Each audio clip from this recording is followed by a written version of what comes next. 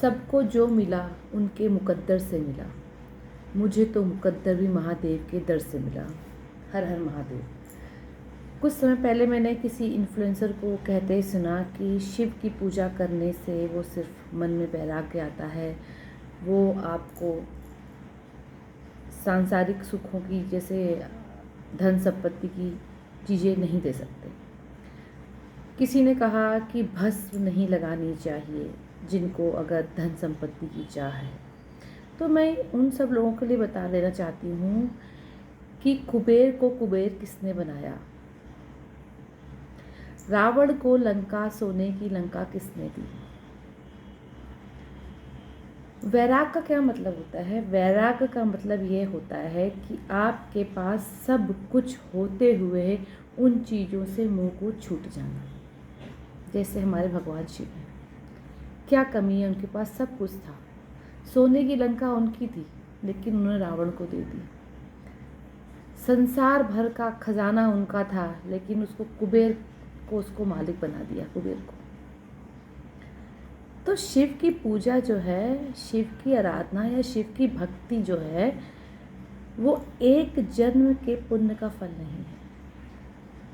ये कई जन्मों में आप कुछ कुछ पुण्य करते आए हैं, उसका फल है कि अगर आप अपने जीवन में कुछ क्षण भी उनका नाम ले पाते हैं तो।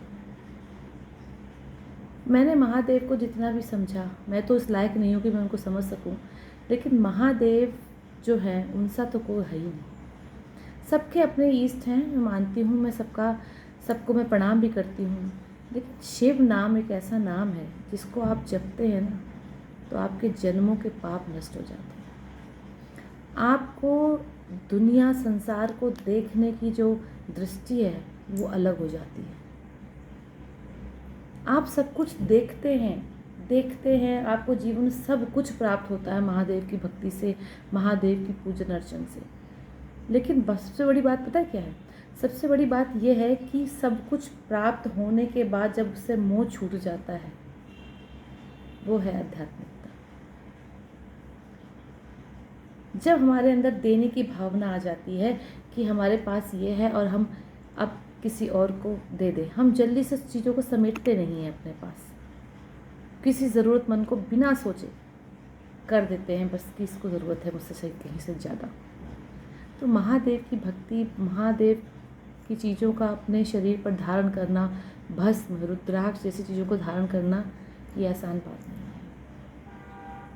ये सिर्फ भस्म जो है वो लगाओ तो आप सही, पहले कुछ समय लगाओ, बाबा को अर्पित करके भस्म लगाओ, फिर देखो क्या होता है।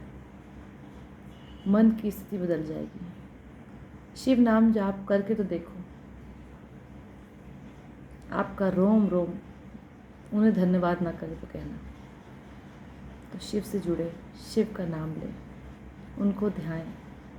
हर हर महादेव।